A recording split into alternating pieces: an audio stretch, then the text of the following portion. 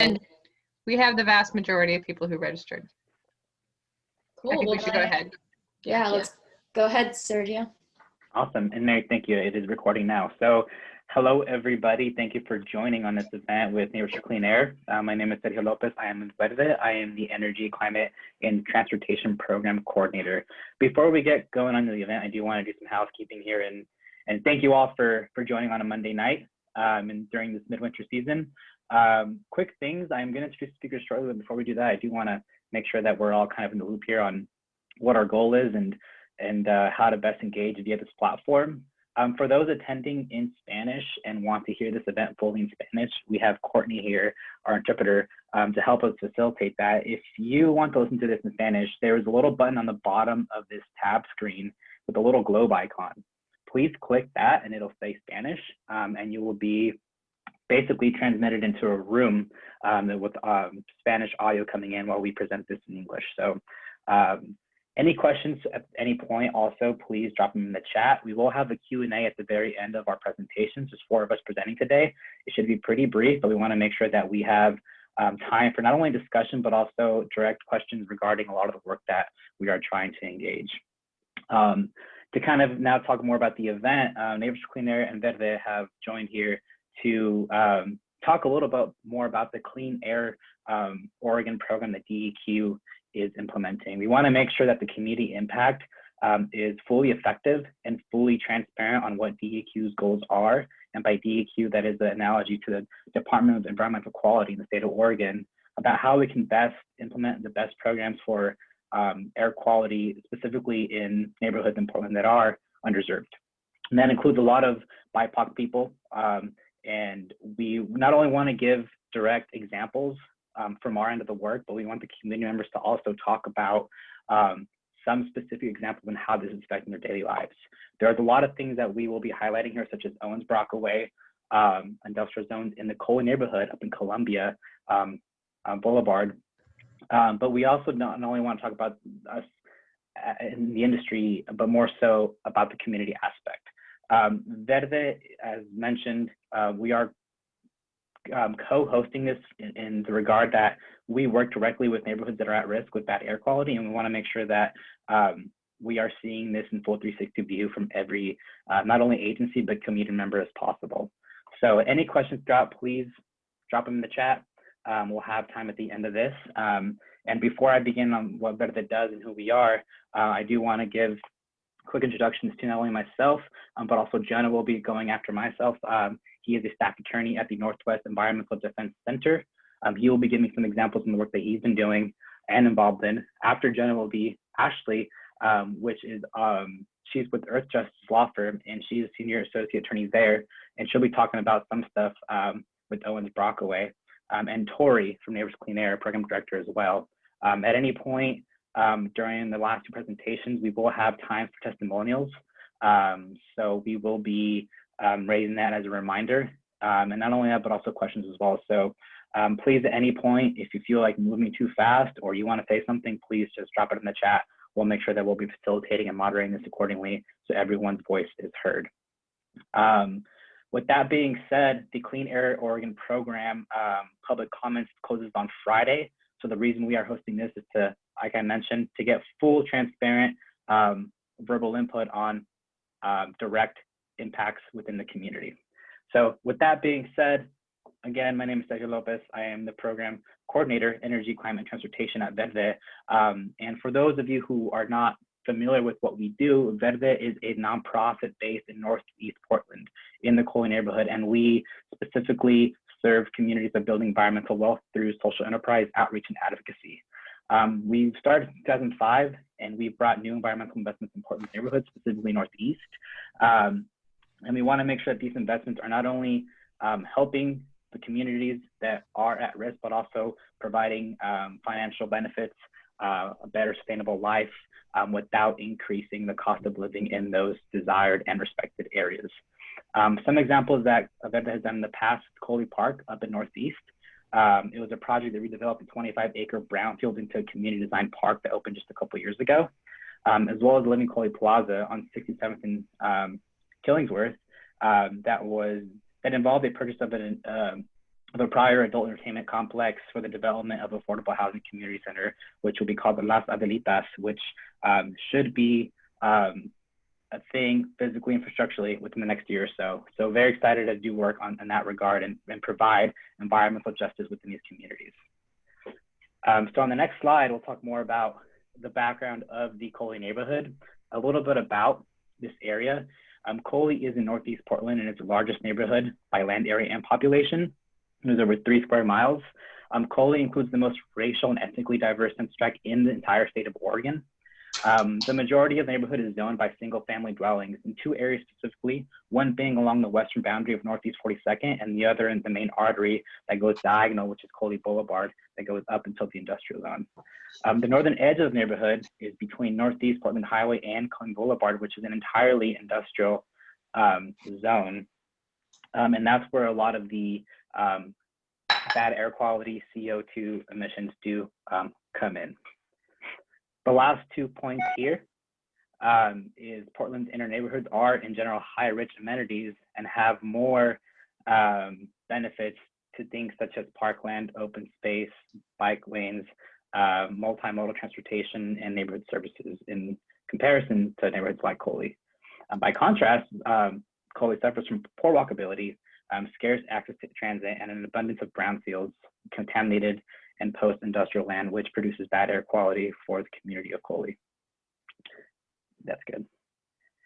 And this next slide right here, you'll see is more of like a visual representation of what I just described, kind of referencing the map of Coley neighborhood being 3 miles wide. This is where it is currently zoned. This is where Coley's been since the 1960s, 1985 to be specific. And as mentioned, it's a lot of large lots, unpaved, and a lot of low density, and just doesn't receive the same attention that other neighborhoods do face, considering its bad air quality and non-city amenities that it deserves for the communities that reside here. So with that being said, I'll definitely slow down a bit here to make sure that Courtney is able to translate all this. I apologize if I was speaking fast at any points, but I am gonna go ahead and share my screen and show a video to everyone that Malin, a program coordinator here at Verde, was able to put together last summer. This was fully completed, I believe, in July of last year, so it is new. And let me go ahead and share my screen here so we can all see. It is in Spanish, but there are English subtitles, so. One second.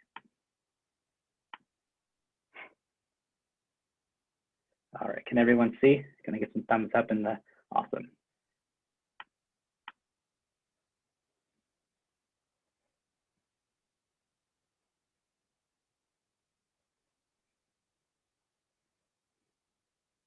I don't think we have sound.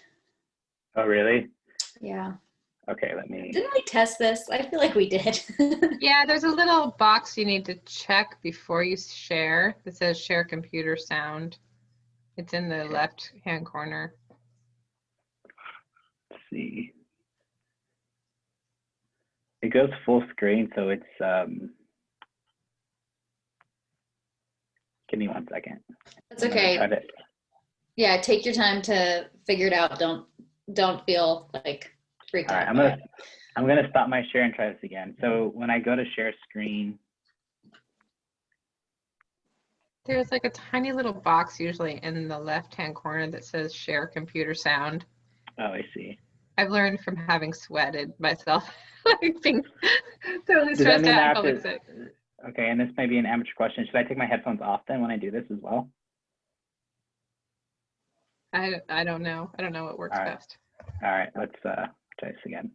Well, while you're trying to figure that out, I'll just say about some of the things, reflection on what you were just sharing about Cully is just that Neighbors for Clean Air has done so much work with trying to negotiate air quality improvements in different neighborhoods. And it's really shocking to see sometimes the way that it's received by agencies like DEQ, and how much more is required of community than there really should be in that context. And so it seems like really neighborhoods that have so much more resources and time and privilege are able to access improvements at a level that neighborhoods and communities like Cully are not necessarily able to. So we really appreciate that Verde is co-hosting with us today and is drawing attention to some of those issues.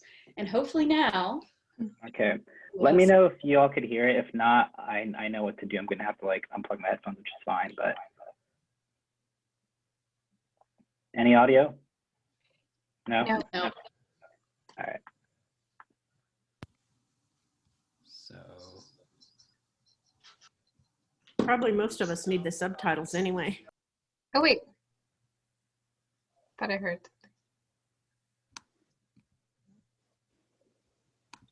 let's see. I'm gonna go to my, sorry, I apologize. I'm gonna go to my system preferences really quick just to make sure that.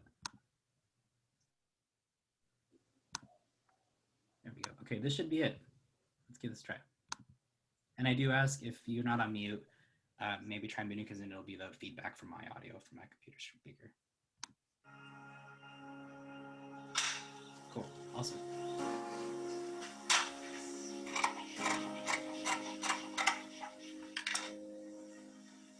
Mi nombre es Velesia Torres y vivo aquí en el área de Juli por 15 años.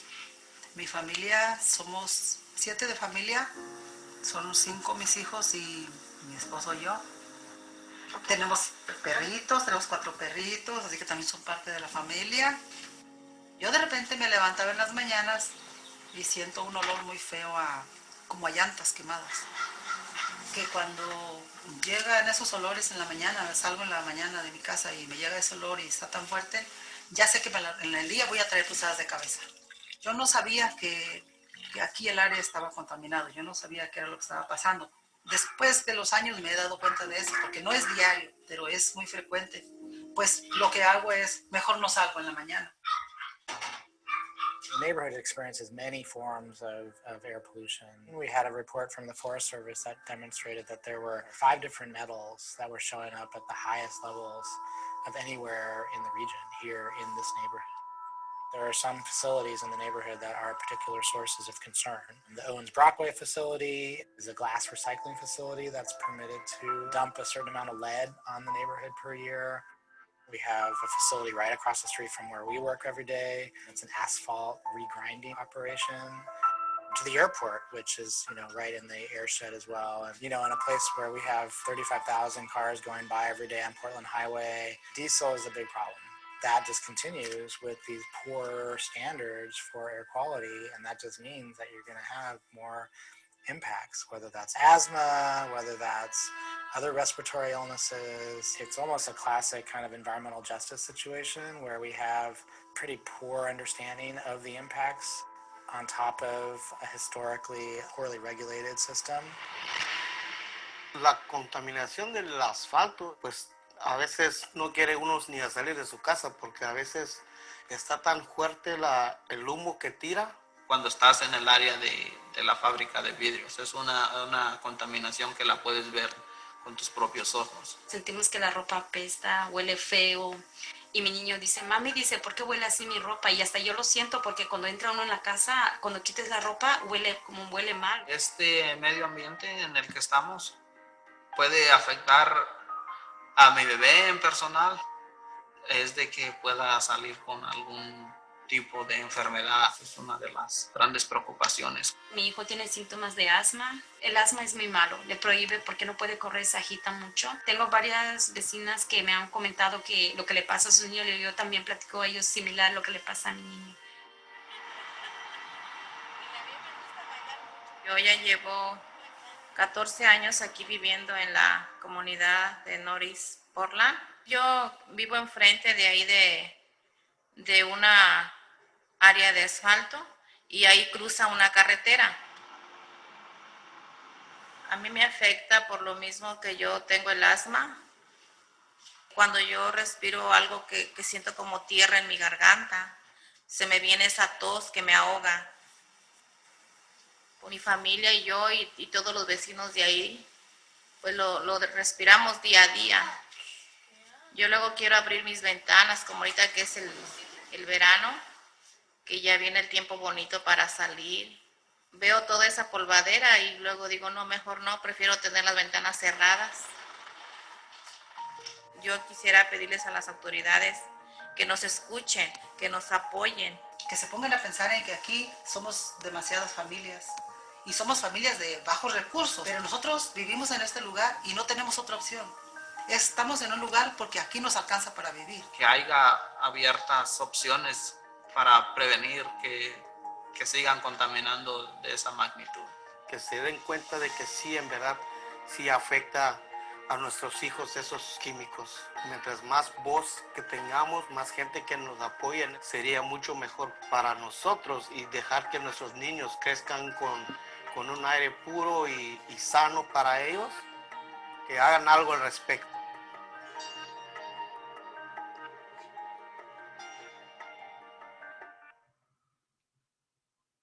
All right, so I'm going to stop sharing my screen. I hope that went smoothly for everyone's computer audio. So thank you for allowing us to go through those hiccups there. And I'm going to go ahead now and continue the conversation with Jonah Stanford, a staff attorney at Northwest Environmental Defense Center, and he will take it from here.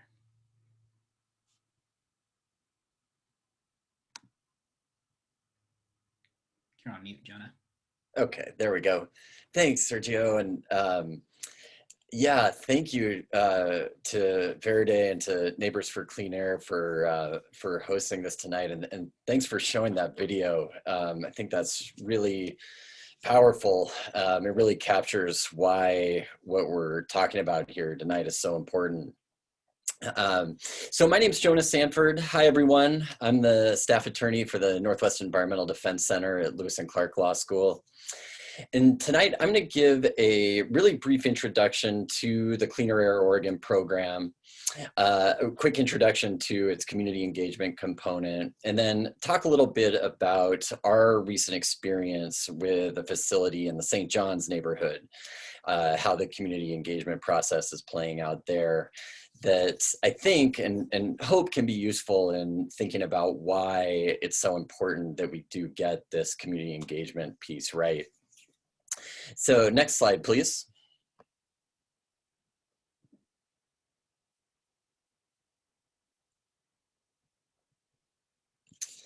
So Cleaner Air Oregon.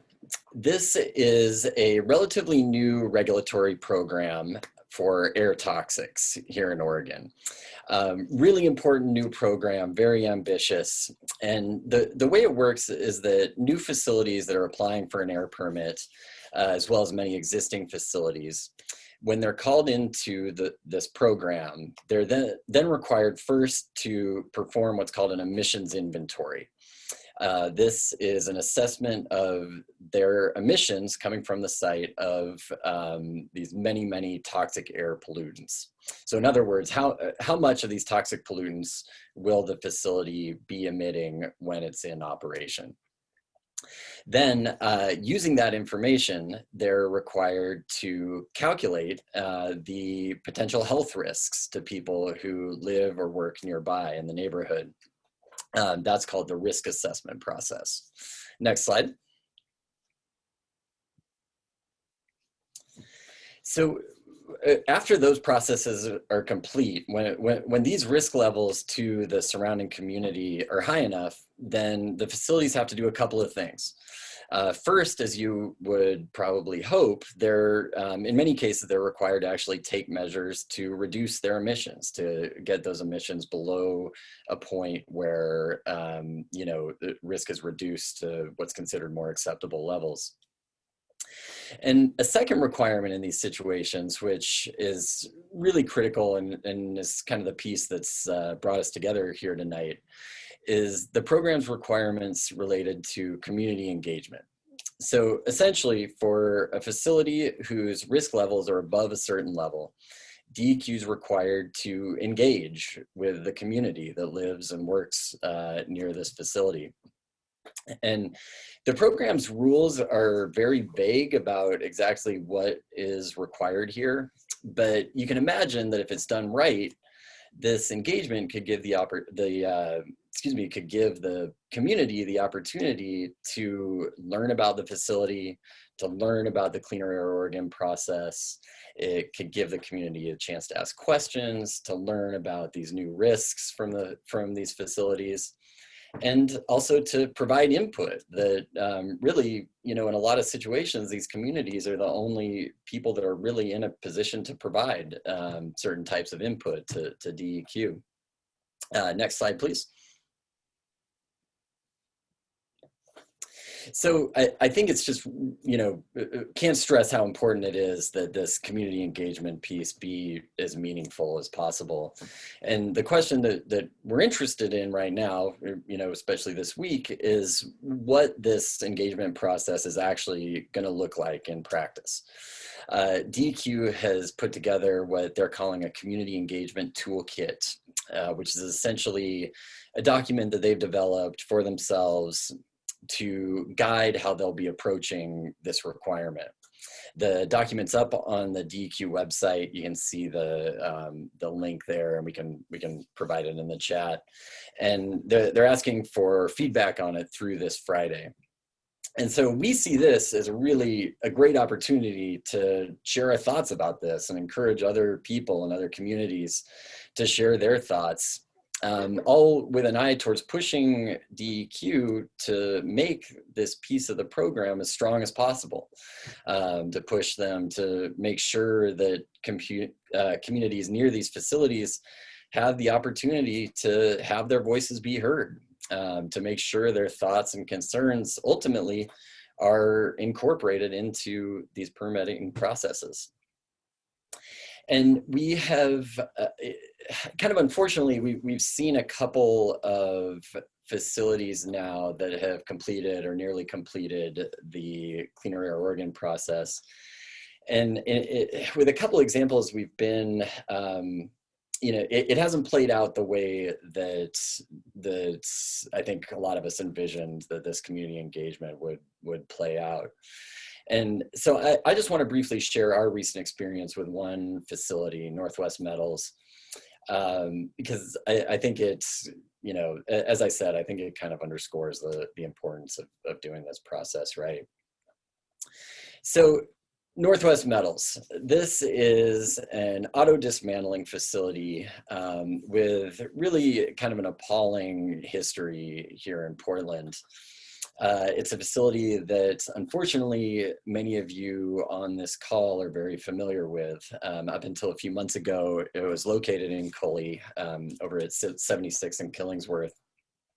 And many of you, of course, remember the horrible fire that occurred at that site in 2018. That fire happened because of this facility's really almost total disregard for various environmental rules. And it was devastating. We saw huge amounts of toxic smoke, we saw property damage, public health impacts. And, you know, even after the fire, DEQ was, you know, really unable to get this guy and get this site to clean up their facility. So now they want to move to St. John's, start operating there instead. And they applied for an air permit for their new site, which triggered the Cleaner Air Oregon process. And sure enough, went through the risk assessment. It turned out that the new health risk to the surrounding neighborhood would be high enough to require DEQ to undertake this community engagement piece. Next slide, please. And so NEDC and Neighbors for Clean Air have been watching this process very closely. I mean, this is, like I said, this is one of the first facilities to go through the community engagement process. Obviously a very problematic site, very problematic history. And, you know, this process just hasn't, it's been kind of discouraging, the way it's played out. Couple things from this experience that I just want to highlight. You know, first of all, the real community engagement here did not start until very late in the permitting process. Northwest Metals was called into the program in May of last year, informed DEQ in August that it was moving to the St. John's location.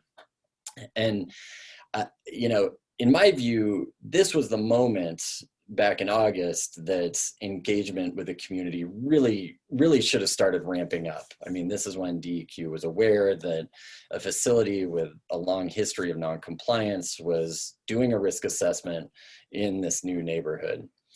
But that's not what happened. Instead, it really wasn't until the middle of December, just a few weeks before public comments were due on the air permit for the facility, that the St. John's community even really had their first opportunity to hear about the site, to hear about the new risks that it posed, and to share its thoughts and feedback with DEQ. So in other words, by the time the community heard from DEQ about this, the process was essentially already completed. Next, the few engagement opportunities that did occur, I think really failed to address a lot of the realities of the St. John's neighborhood. In these December hearings that I mentioned, again, just a few weeks before the whole process was scheduled to wrap up, it seemed that DEQ had missed several important considerations as it was thinking about these new risks to the neighborhood. Just a few examples. In its analysis, DEQ did not seem aware of several sensitive sites that were nearby. There's a senior care facility and an elementary school that weren't incorporated into their analysis. Nearby schools that were contacted were not contacted until very late in the process. This left teachers and parents, I think, feeling pretty in the dark about all this until, you know, again, until the risk assessment process was already complete. And as a result of all this, I think that the community groups in St. John's really did not have the information that they needed to mobilize and inform the neighborhood in time to have an impact on that process. Next slide, please. So again, you know, for me, it was a little bit of a discouraging first experience with the Cleaner Air Oregon community engagement.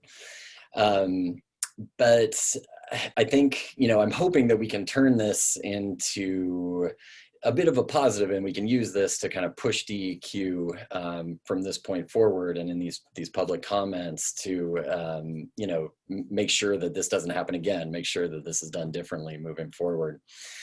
So just a few, you know, general takeaways that I'll leave you with here.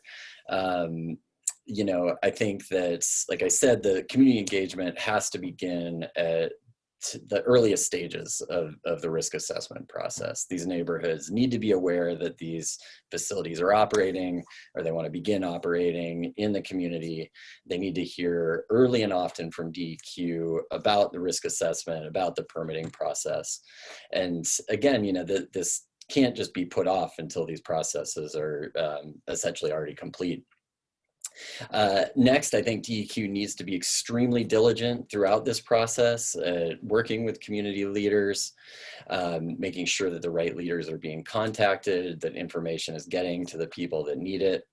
I think this obviously ties into the first bullet point. You know, this isn't going to happen unless the engagement, again, starts very early in the risk assessment process. Next, I think we have to ensure that the process doesn't depend on the resources in the impacted community or the mobilization ability of the impacted community. This process can't work differently in wealthy neighborhoods than it does in more disadvantaged neighborhoods.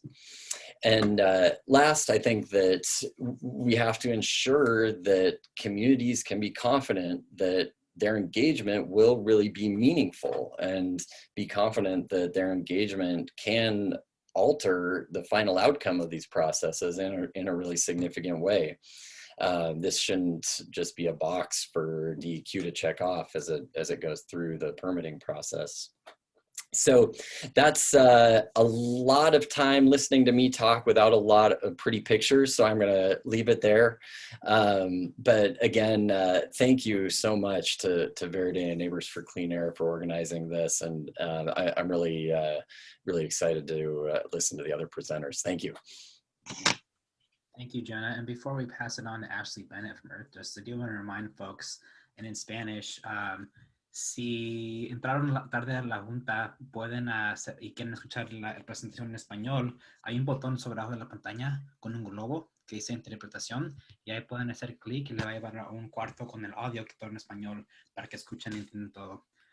If you wish to keep in English, you're in the right place and you don't have to hit the interpretation button. So I just wanted to give everyone an update. Any questions and any time, please drop them in the chat. If not, we will have Q&A at the end of the presentations. Ashley.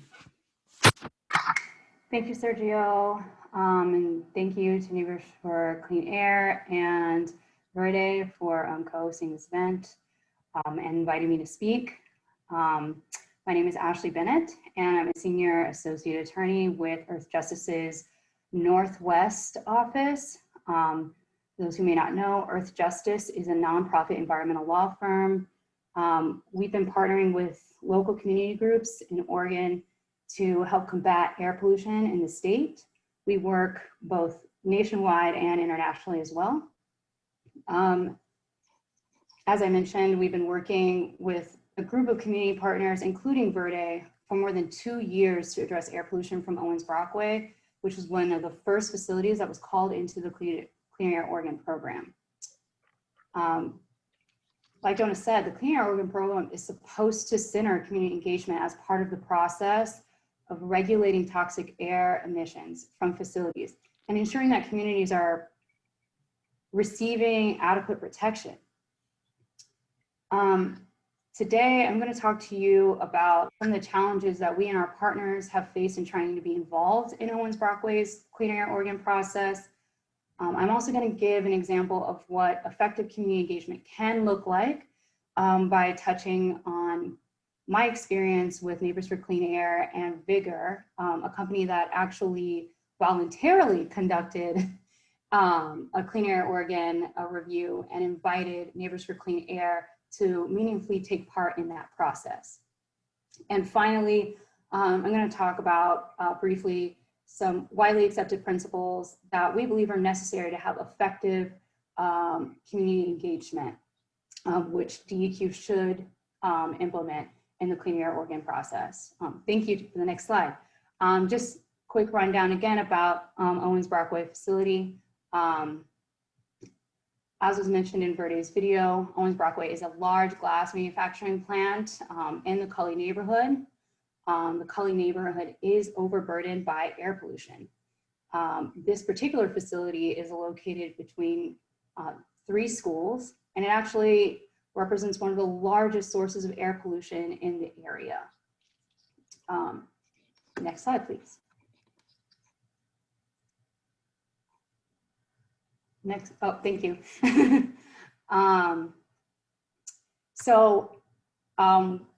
We were very happy to hear that DEQ called Owens-Brockway in for review underneath the Clean Air Oregon program. However, after that initial announcement, we didn't receive any other alerts about how the facility was progressing through the program. We actually had to continuously check the website to see even if there were updates on Owens-Brockway's progress. DEQ has a central Clean Air Oregon webpage that is supposed to allow community members to be able to track a facility's progress through the program. But what we found is that it often was not up to date. So there were a lot of delays in receiving any updates, and we actually had to reach out to DEQ regularly to try to find out what was going on with Owens-Brockway's Clean Air Oregon process. And on the Clean Air Oregon website, there also is a place where they provide the documents that the facility is required to submit. However, we found that public access to some of those documents were not available. Again, there were delays in uploading those documents to DEQ's Clean Air Oregon page. And then we also found that we had to ask for a public records request or we had to submit a public records request, excuse me, in order to get access to some of the documents that Owens Brockway was required to submit. That includes the source testing report that was central to the risk assessment that the facility was actually supposed to complete. And finally, we also reached out several times given our partners' concern and concern about the facility and also interest in being involved in the community engagement process. We reached out to DEQ trying to understand what the community engagement process was actually going to look like for the facility, since the facility was already supposedly going through the facilities or through the risk assessment process. Unfortunately, DEQ was unable to tell us what community engagement was going to look like for Owens Brockway. We are still in talks trying to figure that out, actually. Next slide, please.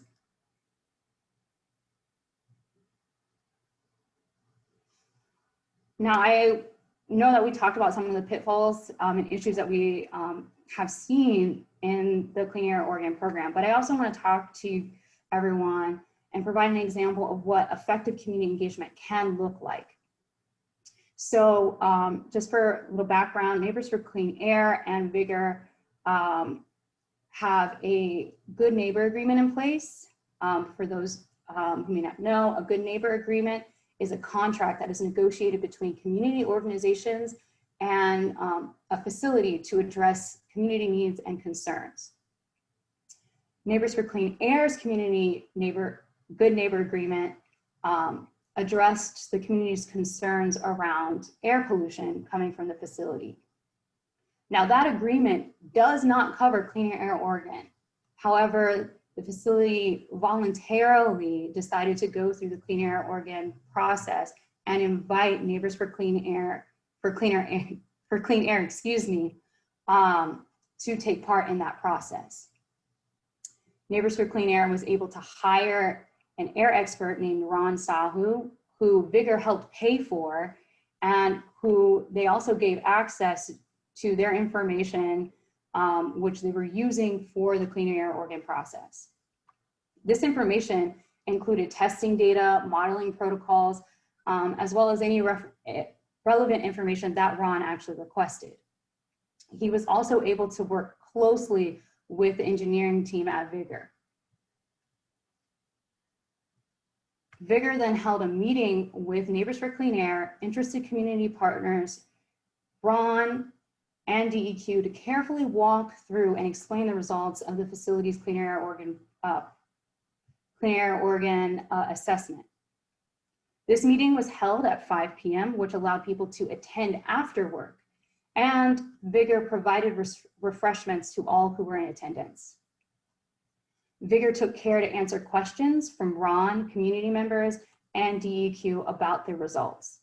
They also shared a copy of this presentation with everyone who attended and kept the floor open for community members to email them any questions they may have.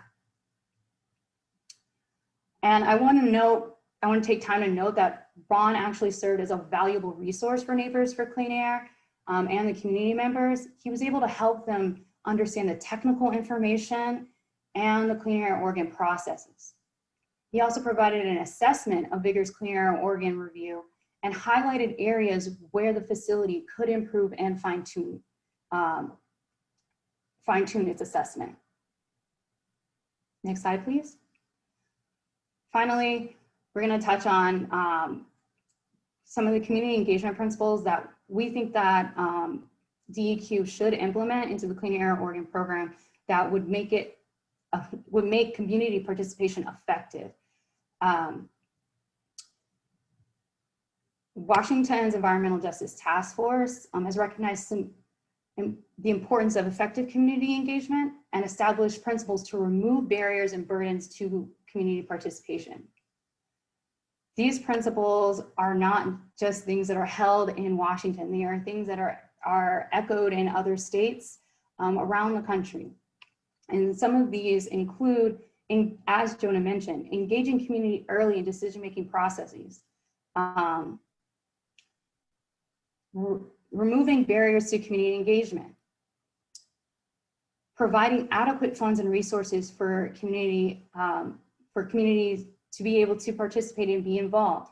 That includes compensating community members for their participation, providing food during the community meeting, providing transportation to meeting spaces, offering childcare, providing language access services, providing internet access for virtual meetings, and as I noted earlier, providing a technical expert to help communities actually be able to meaningfully participate in the process. What we have found is that poorly funded community engagement actually delivers poor results, which feeds into the perception that community engagement is not a valuable process. However, case studies across the country illustrate cost savings over time when investments are made into the decision-making process that involve communities.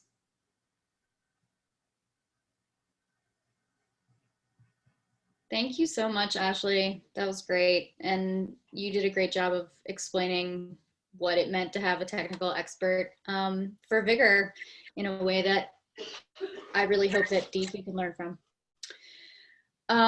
So I'm Tori Hiru. Thank you for your patience with my clicking to the next slide being a little too aggro or slow as I'm on a different screen. I'm going to talk to y'all a little bit about how you can write an effective comment on this community engagement toolkit,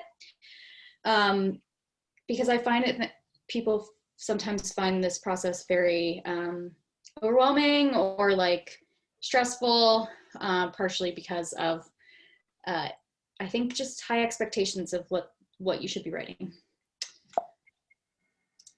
So I always try and tell community members that while you might not be an expert in engineering or air quality regulations, you're definitely the foremost experts in what it's like to live in your community and what concerns that a new facility or a facility that's already there might pose to your family's health or your quality of life. So in terms of elements of a good public comment, specifically coming from a community member, that's the first thing on my list is like, how does this issue personally affect you, your family, your community? Because that's the perspective that agencies like DEQ aren't going to get anywhere else. Only you can provide that. The specific, so really take your time to look at what you're commenting on and think about which part of it you're really trying to hit with your comment. Because often agencies don't really take comments into account as much if they're not clear on what you're commenting on. So a specific aspect of the issue that's relevant to you. Bonus points if you have arguments about why, you know, for example, the agency isn't meeting expectations that it lays out elsewhere, or there's, you know, legal things that you don't think are happening right. But that's like a place where Neighbors for Clean Air and other sort of technical and lawyer people, we can do that, right? But we can't do the personal part. And that's why I want to encourage you to comment, even if you don't have that sort of really more legalese reasoning. It's really it's just not necessary from a community, you know, member giving comments. Another really important element that helps with comments is to give a solution. So in our comments, which Jonah and I have been working on, along with some students from the law school who have been amazing, is say, okay, we don't like what you're doing here, so here's how we recommend you solve this problem. Sometimes they're still not necessarily going to do exactly what you want, but it gives them an opportunity to take that solution and give it real thought instead of just feeling like you're just criticizing everything they're doing, even though it totally in many cases deserves to be criticized, as we've all kind of gone over. Also, I think a really important thing that a lot of people forget to do is don't forget to voice your support for aspects of the program that you're commenting on that you do like, because often industry is spending a lot of time, a lot of money pushing back against those elements.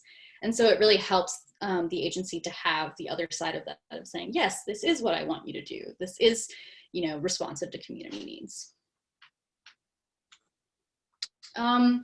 So these next few slides, I'm not gonna like read them to you or go over with a ton of detail. But basically, we're gonna send out something to everyone who's registered after the fact of this with some sample comments. And so I've written some sample comments specifically on these 3 sort of elements that I think make really good public comment opportunities. So the first one is on something that you heard a lot of us talk about over this hour. Community input really needs to be engaged early on in the process. That's the only way that you're going to convince anybody in the community that you're actually changing what you're doing in response to their comments. So I think that is a really important thing that I made sure I wrote one of the public comments, sample comments on. And these will be available in English and Spanish so that folks can use them to craft their own. But if you look at them, they really are all meeting that same outline that I gave you earlier: personal, specific, and solution. Maybe a little bit less solution than is ideal. So early community input was the first one I wrote. The second one, I think a really important aspect of Clean Air Oregon that is underdeveloped right now.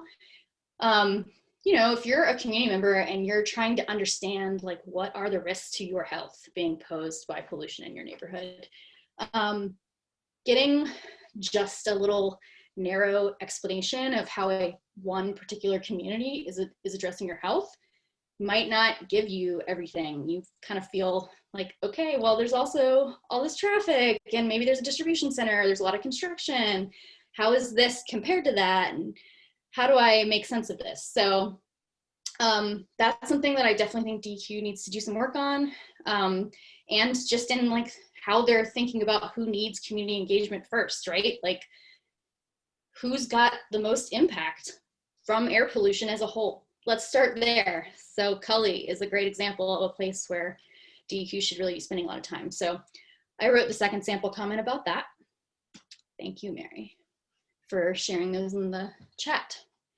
And then the third one is about this technical assistance piece. Ashley gave a really good description of how, you know, having the facility help us pay for technical assistance gave us so much more to work with.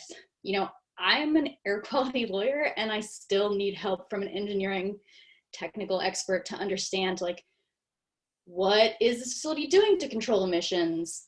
How effective is it? What can we ask them to do instead? How are DEQ's assessments of risk actually holding? Like, are they really, you know, making a lot of assumptions to ensure that things are health protective?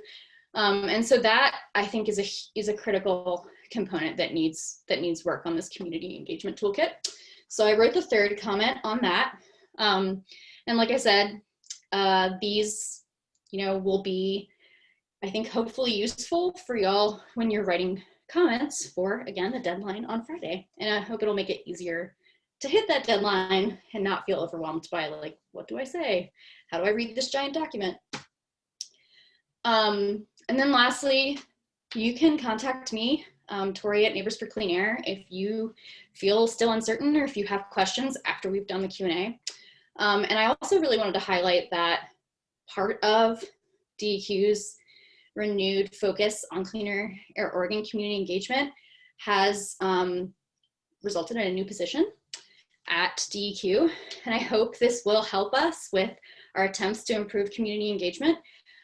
So I've included Raul, who will be that person, his contact information. I'm sure he would love to hear from community members about how they feel about this. I will add, this is like I don't know how important of a distinction it is, but this is not a formal comment period, which means DEQ is not necessarily going to go through and like respond individually to every comment, but they have committed to, you know, really taking a look at what people are saying. And I think they do want to know from community what they can do better. And that also, the bright side of it not being an official comment period is that they are able to continue to take that feedback after Friday, right? Like many times when it's a formal comment period, they say, I can't talk to you about that after that's over. You know, that's when we talk about it and then we release the new version. So this gives us an opportunity to continue to have this conversation with DEQ about the improvements that can be made to the program and how they can really help community be more involved early on in the process. So at this point, I'm not sure there's really been a ton of questions. I haven't been looking closely at that, but there's one comment and one question. So I'll let you start there. And okay. Otherwise, folks, if you have questions, keep putting them in the chat. I will add real quick. Thank you, Tori, Ashley, Jonah, for that. I will remind everyone, Verde, if you're listening to in Spanish, if you have questions on how to submit as well, Marlene is on this call right now as well. I am free to reach out to us and we can support also any kind of writing support on how to get that out. And if there is anyone actually on the call right now that would like to have a testimony, that's obviously another option to do so as well, but no pressure. As mentioned in the beginning of this presentation, the goal here is to help elevate at any radar. It doesn't have to be now, as long as we do it by Friday. So with that being said, the floor is open for either testimonials, Q&A. We can go down these. I know there's a couple here that we can highlight now, if there isn't any. But yeah. Thanks, and I also really quick want to say thank you so much to all of our panelists here. You know, Verde, NEDC, and Earthjustice, and especially thanks for that reminder, Sergio, about how we can provide that added capacity to help people who want to submit comments in Spanish. I can try, but you're better at Spanish than I am by a long shot. So thank you so much for providing, you know, access to translation and also giving that opportunity for folks who want to comment in Spanish, which is totally okay, by the way, for you to submit your comments in your own language. Okay, Kristen is going to ask the questions that have come up so far. Yeah, I'm happy to do that. And if people want to also put testimonials in the chat, I'm happy to share that as well. Or if you want to just say them. The first, it's sort of more of a comment, is about, it was sort of directed to you, Jonah, and it's from Jan Roxburgh. I'm not sure if I'm pronouncing your name correctly. I'm sorry if I am not. She writes, sorry, new to this, some great points, Jonah. Feeling that efforts regarding interaction with DEQ is so important. Hayden Island have sadly often felt that DEQ is just playing us. After a while, residents give up hope or give up reporting or going to meetings. I don't know if you have any thoughts on that comment, Jonah? Yeah, thanks for that, Jan. And yeah, that's, you know, it's unfortunately, I think a sentiment that, you know, that we hear a lot is that it feels a lot of times like these efforts to move DEQ and these communications are kind of going up against a brick wall. And I don't have, you know, I don't have too much to say except that, you know, it's really important that we fight against that urge to give up. I mean, I think that our input and our communications, they are important, and we have to be here on this side, continuing to push them when we have opportunities like this. So, but it's I'm sorry to hear that that's been your experience, and you're certainly not alone. Thank you, Jonah. The next question came as Tori was chatting. So I don't know if Tori, if you want to take this one. Emily Herbert writes, I keep hearing from DEQ that it isn't against the law to pollute. Are they really toothless and underfunded? How do we get that fixed? Yeah, I mean, I would say that permits are what, you know, allow facilities to pollute at a level that is legal, right? When you get a permit that says you can do this level of pollution, you can emit that, and that's fine. And so I think, kind of like Jonah said, we have to keep being on the side of asking for more. I do think there is change in culture at DEQ that is happening. I think Clean Air Oregon reflects that change. Before Clean Air Oregon, permitting wasn't taking health impacts into consideration at all. And so while this is a slow and sort of stop and start process of us trying to improve how Clean Air Oregon works as it really gets off the ground, I think that's a step in the right direction, and that we want to see permitting in Oregon look more like this throughout DEQ's work, not just in air quality, but also in water quality and other venues. And so I would say the best way is really to just keep coming back to DEQ and asking them to do better. Because I think there is, like I said, that contingent within the agency that does want to do better, that is trying to do more in community engagement and also assessing health risks, but that it's going to be an incremental process. And I also think that this agency has not only had a cultural problem, but also a resource problem for a really long time. And so it's also important that those of us who care about public health and things like air quality keep trying to get the agency funded to do the actual work, because that is a concern I have even when I'm trying to ask for more from DEQ in terms of community engagement, is like, how much funding do they have to actually do the things that they're required to do? So it's not probably a particularly narrow and clear directive, but I hope that is somewhat helpful in terms of how to approach DEQ moving forward and get them to do better. Great, thank you, Tori.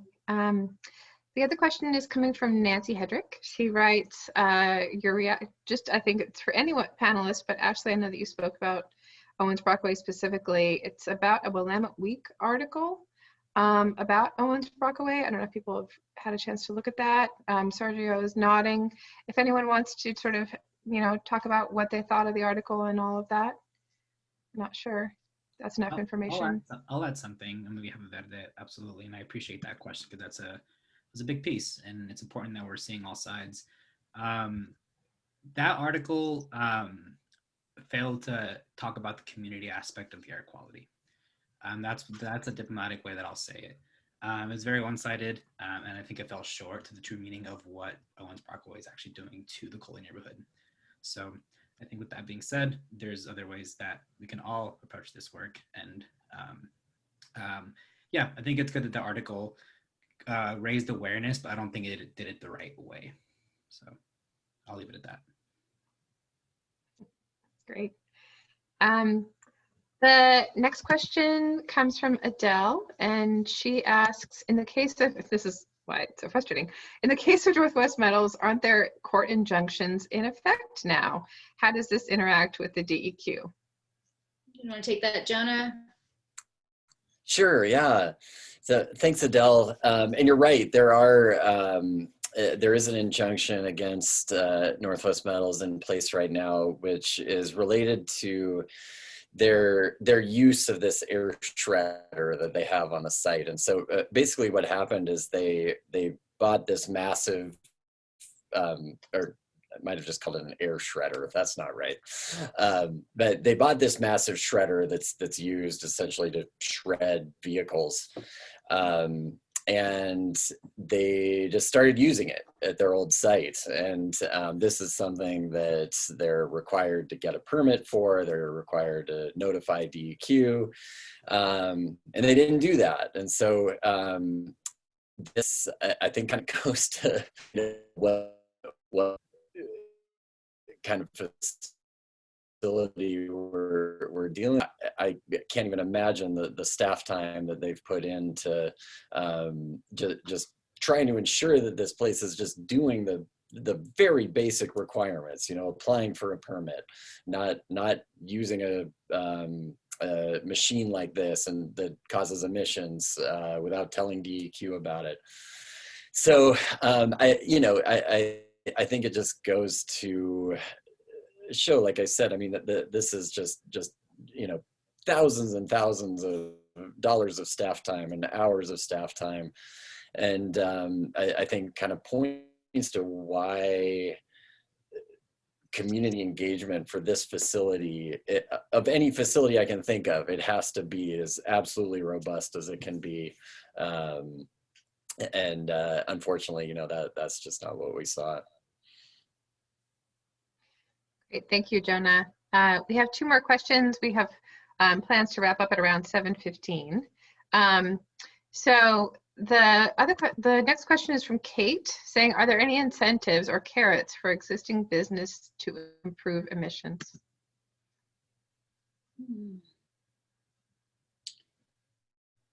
Trying to think about that question a little bit. I honestly don't think so. I would, Mary, I don't know if you have thoughts on that. I could talk a little bit about how there should be, and that there are other programs that might contemplate that, but don't currently.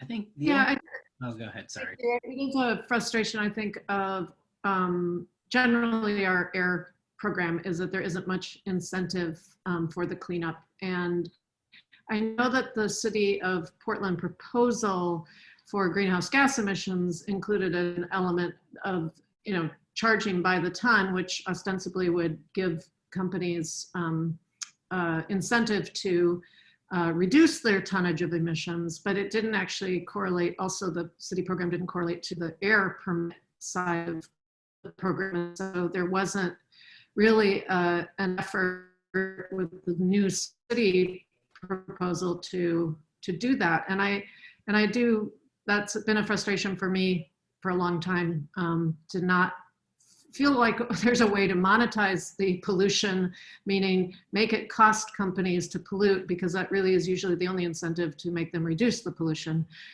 So I'm sorry, I don't have a more hopeful answer. Well, that was exactly what I was trying to figure out how to articulate. So thank you very much for that. Great. The next question comes from Charlotte. She writes, a group of St. John's neighbors are working parallel to the St. John's Neighborhood Association, doing a very similar process to what Ashley Bennett described in her work to track DEQ's testing and assessment process at Owens Brockaway. We are doing this regarding Columbia steel castings by doing public records requests. It sounds like something that Ashley did too. Are there any of your organizations also doing this? Are you aware of any organizations with access to technical experts who may be interested in working with us, a community group, and this St. John's Neighborhood Association? Yeah, that is, you know, I think we're doing that to some extent. We did that with Northwest Metals, which Jenna has gone over, which Charlotte's totally aware of. I think the important thing that's been a little bit hard for us is to get a technical expert. We have to pay them. And so I just say that so that everybody can be aware of, like, that's why we're asking DEQ to think about what it means to provide technical expertise or resources to community in the same way that they do to the regulated entities. And I think we have folks that we could put other groups in touch with. I certainly intend to write comments on Columbia Steel, but I don't know in terms of like our capacity to pay for expertise for every single facility that's coming into this program. So that is, you know, here's the plug to donate to some of the organizations that you are seeing in this situation, because I think that is a huge need and one that I think DEQ needs to do a lot better at meeting. But we totally do know of people who could be helpful, like Ron Sahu, who's been talked about a little bit here. Mary, anything else you want to add to that? Okay. We have one last question coming from, let's see, Jan again. What was Vigor's incentive to sign a good neighbor agreement? They are awesome. What can we learn from the success with them? Yeah. Go ahead, Mary. I'm going to take that one because it kind of predated Tori's employment with NCA.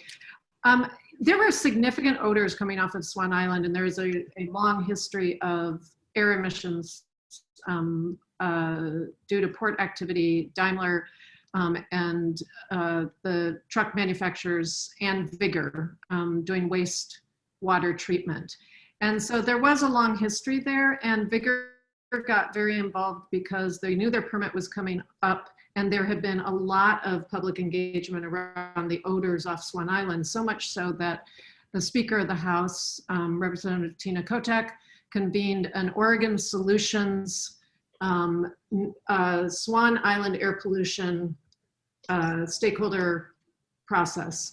And Vigor, I think, wanted to take responsibility for its contribution to the problems in the community and also help isolate it from a little bit from its neighbors and other industrial peers. And so it took a very proactive, again, just the difference between a company and industry that's decided that the best way to address community anxiety and concerns is to work with them and go through it and not shy away from it, versus the companies who decide that the best way is to try and ignore, deflect, and then finally just quit communicating.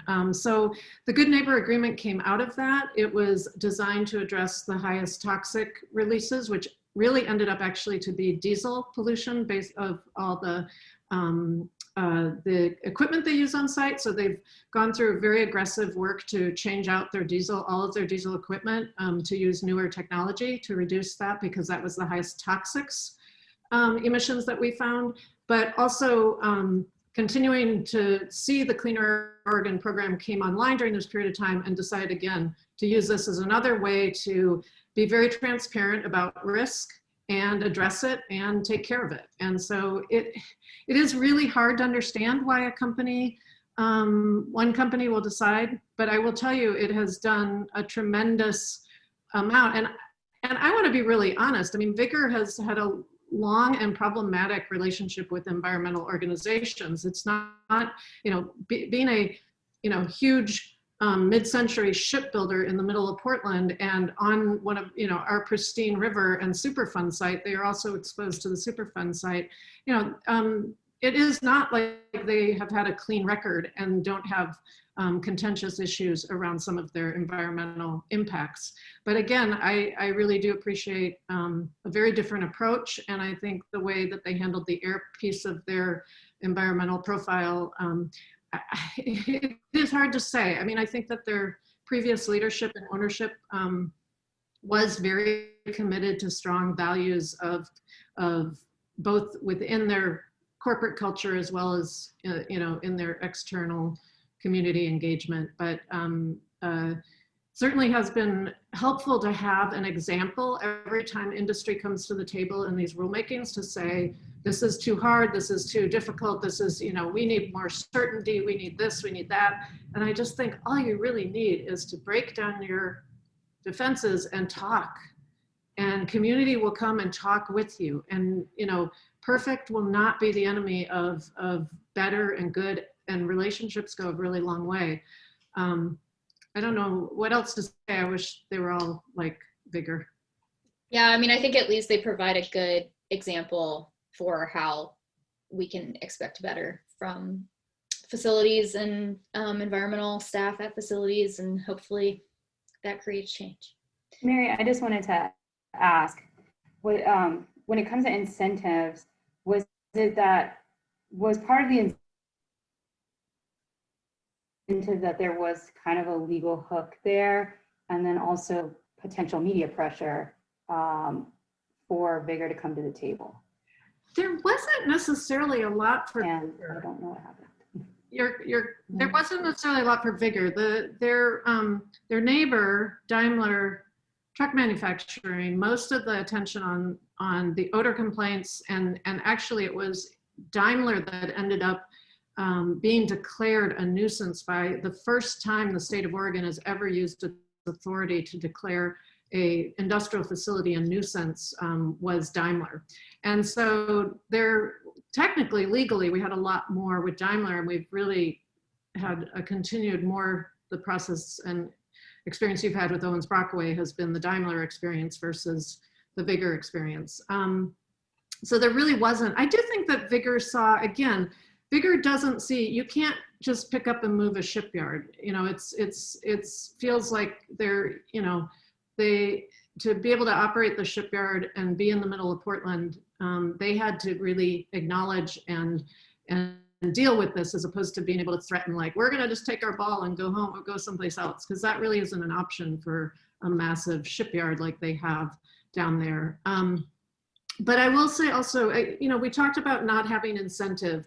One thing I think Clean Air Oregon does, and we did see as we were looking at the California program that in many ways we were looking at to inform us about a better air permit program in Oregon, was the transparency and the visibility around risk is now, it's not hidden. So companies may not have a direct incentive, or there may not be like a penalty that they have to pay, except for the visibility and the optics of being a major polluter that they used to be somewhat shielded from in the old air toxics program in Oregon. And so this idea, and we saw and were told by many folks who work in California, that just that risk being publicly shamed, basically, and then the threat of what they were going to have to do to engage with the community because of that was enough for companies to decide to clean up their act to avoid the perception of the risk as well as the community engagement process that would be required of them. So that is the only sort of incentive that's built into this program, is the idea that the program can now, they have to own their risk and own their pollution in a way that Oregon used to really protect them significantly from. Great. Well, thank you, everyone. We don't have any other questions in the chat, and so I will hand it back with gratitude to Sergio. Yeah, thank you, everybody. And I do want to give a big shout out to Courtney for the interpretation. Thank you for providing the service and for being patient through the process. Yeah, and thank you everyone for tuning in. We're going to follow up Neighbors in Clean Air and Verde for not only this video link, but also all the links that we just shared via chat to make sure that these comments are submitted by Friday. Any questions, please reach out to either myself, Tori, or Mary, or anyone at Neighbors for Clean Air, and we want to make sure that we have all the resources and tools to make this work more effective. So again, thank you all for dedicating the time, and we will be in contact. Bye, everybody. Be well. Gracias.